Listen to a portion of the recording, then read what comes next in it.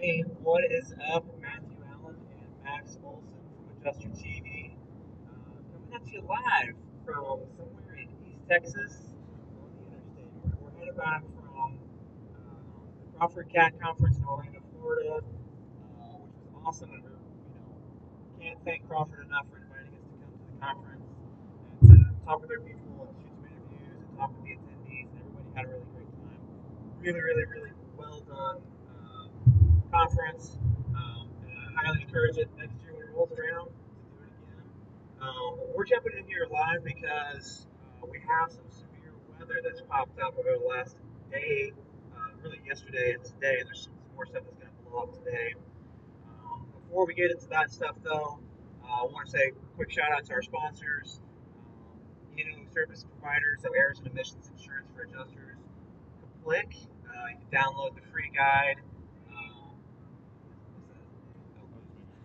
It was on Bluetooth instead of my headphone. Continue on. If you go to cplic.net/AdjusterTV, you can download a free complete guide for what kinds of insurance adjusters need to have when they are working claims. Also, want to thank Paycenter Claim Service. You can check them out. They're an IA firm out of Tulsa, Oklahoma. Go to AdjusterTV.com/Paycenter. But yeah, so from here, let's go ahead and have Max jump in, take over, and let us know what the big story is. All right, sounds good, Matt. So, as many of you may have heard, yesterday we had a pretty significant severe weather outbreak across portions of southwestern Iowa. This was a pretty potent setup for severe weather in the early season, and we were thinking there were going to be some tornadoes, but what ended up occurring was significantly more volatile than what most models and most meteorologists were predicting. We had two long track supercells that were producing strong, potentially violent tornadoes. The National Weather Service in Des Moines has given this a preliminary rating, at least the main tornado that started just southwest of Des Moines and then scraped the south side of town. They've given it a preliminary EF3 rating, so that's pretty significant. We're going to go here. I'll show you guys some of the reports from yesterday. We also had some large hail. However, the biggest stuff was outside of the main metro area. Go zoom in here into Iowa, and you can see just a long track storm here from southwestern Iowa that scraped the southern side of Des Moines and then continued on, went over Interstate 80 and ended up north of Grinnell. And then a separate tornadic supercell down in southern Iowa in a bit more remote part of the state. But we're going to focus here on this one because this one had the most damage and unfortunately some fatalities.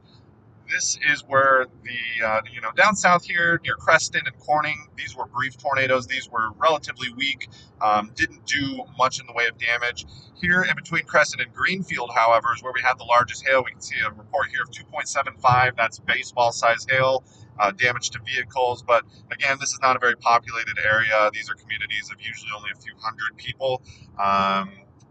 Stuff for the local guys to handle. But Winterset right here is where the large tornado dropped, the likely EF3 plus tornado, and this is unfortunately where some of those fatalities occurred. It crossed Interstate 35 just west of Martinsdale and then went through the southern portion of Des Moines. Many reports of houses being leveled in some of these smaller communities south of town. Really unfortunate situation, and I believe there's at least 7 confirmed deaths. I've heard upwards of 9 or 10, but I believe 7 is what's confirmed as of right now. Really unfortunate situation. We're going to go look here at some video from some of my storm chasing friends. Stephen Jones, Alex Colton, Trey Greenwood, Adam Lucio, and Micah Hart. They were all together caravanning on this storm chase, and they caught the tornado as it was near Winterset. This is a view as it's approaching Winterset from the southwest, and unfortunately where some of those deaths did occur. So we'll just kind of thumb through here a little bit. This is as it's crossing the road. It gets a little lower contrast, but really powerful, large tornado. Definitely not exactly what we were expecting yesterday, but that's what happens this time of year. You get these systems, and it just takes one little ingredient that isn't in most of the computer models to really change the day dramatically, and that's what we saw yesterday. And the threat is not over. We have here an enhanced risk once again today, with the risk for more tornadoes. The risk has shifted south some. The cold front has made its way south. And while places up to the north are getting snow and potentially even places that were hit with the tornado are getting freezing temperatures right now. Down south here in northern Arkansas, southern Missouri, we have the risk once again for some big tornadoes. We have a 10% hatched, which basically the hatch, it's this black dash portion here in northern and northwest Arkansas. That indicates the potential for significant tornadoes, which are EF2+, similar to what we saw yesterday. These areas, it's a little bit more dangerous because they're much more heavily wooded, and there's generally more communities. So when tornadoes happen in this area, they tend to be a little bit more damaging. We can go here to one of the computer models that we look at. This is the high resolution rapid refresh, and we can see here this purple right here, that's just west of Little Rock at about 4 or 5 p.m. That might be the first round of supercells that has a strong tornado potential going into the evening during the, I guess not really much of a rush hour on Sunday, thankfully. But these will spark up in the late afternoon, and then we'll have an additional round that you can see moving through there overnight. Those will likely be more of the what we call QLCS type tornadoes. Those are generally a little bit more brief. The biggest significant tornado potential will be in the early afternoon through the evening. Maybe by about 10 p.m. it should transition to that more QLCS or brief tornado threat, which is what we hope. We hope to not see a catastrophic situation once again 2 days back to back. And the thing is, it's only March.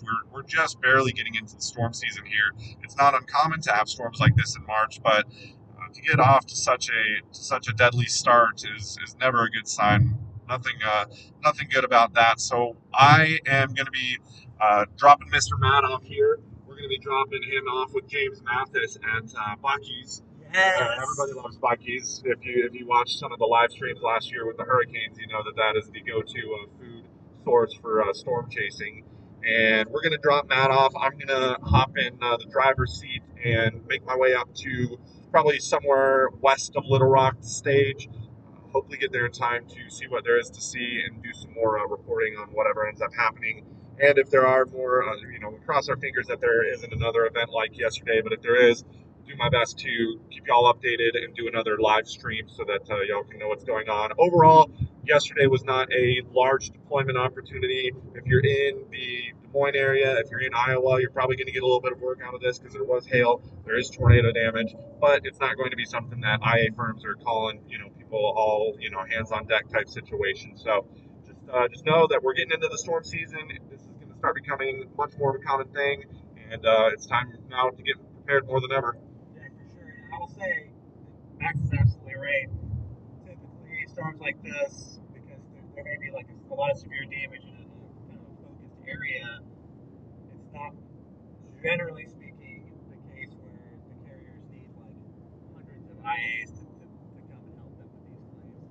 However, that being said, I'd still call my firm, still ping him and say, hey, listen, I saw there's some severe weather, it's shaping up like it might be a mess today in Arkansas, Oklahoma, maybe parts of Texas or Missouri or whatever. Doesn't hurt. Yeah, it doesn't hurt. Call and say, well, I'm ready to go. My back's by the door, so I just want to let you know I'm ready to go anywhere you guys need me to. And they say, okay, thanks for that. And then you will hear from them. But they may say, you know what, we actually did have a little town that's got 10,000 people in it. They got some hail, and we need somebody to go right now. You never know. And it just gets them. It gets your name out there more. It gets them letting them know that you are ready to go. You're on top of it. You're following what's happening, and you got your bag packed and ready to go. It reminds them that you're there. Yeah. All right, guys. Well, thank you so much for watching. Really appreciate you being there and watching these videos and supporting AdjusterTV. As always, have a great storm. Stay safe out there, guys.